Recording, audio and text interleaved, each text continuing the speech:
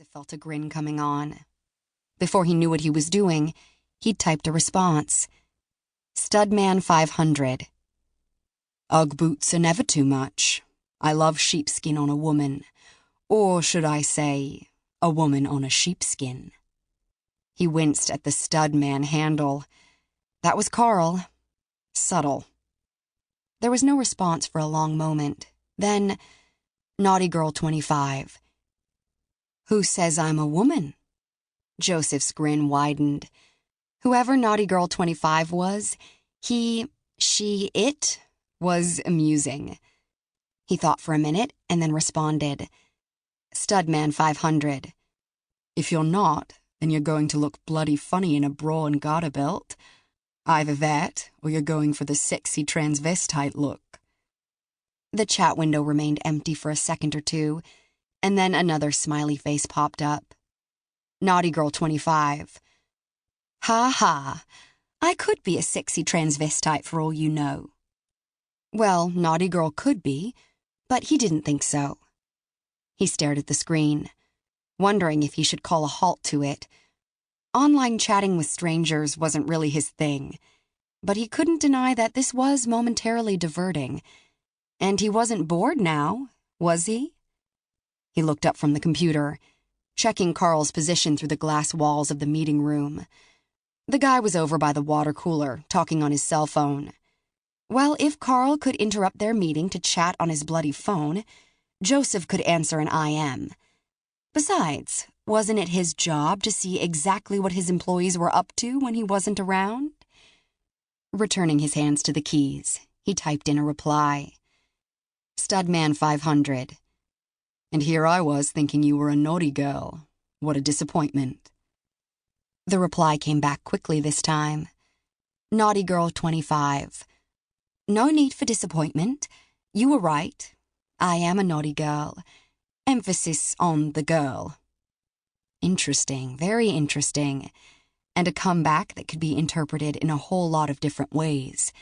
Best to be certain, though. Studman 500. Oh, really?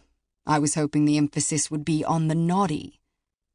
There was a long pause, as if she was thinking about her answer. Then, much to his disappointment, another couple of people entered the chat room.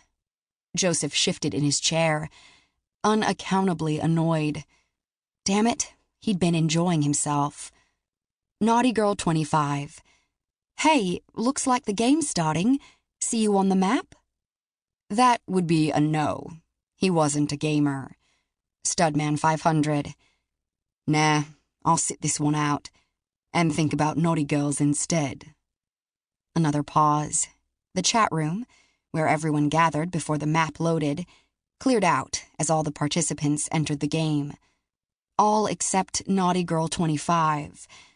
Now why was that? Studman 500. What's happening, naughty girl? I thought you wanted to play.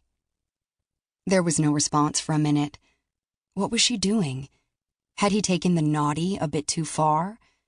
A few moments later, Naughty Girl's reply appeared. Naughty Girl 25. I do want to play. How about this for a game?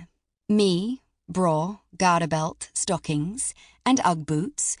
You, leopard print thong, baby oil, and... The cursor blinked, annoyingly still. Then, Naughty Girl 25. And a smile. He laughed. So she wanted to stay and chat, did she? He was all for that, because this was way better than staring aimlessly at the ceiling while he waited for Carl to wrap up his office gossip. That was for sure. Hell, this was better than any of the last few face-to-face flirtations he'd indulged in. He reached for the keyboard again. Studman 500. I like your game, naughty girl, but can you make it naughtier? Another smiley face popped up.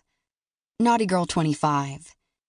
Add a lava lamp, a sheepskin rug, a mirror on the ceiling, and some etchings I can come up and see.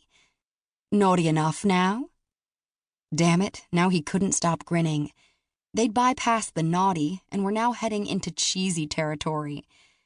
That was okay, though. He liked cheesy.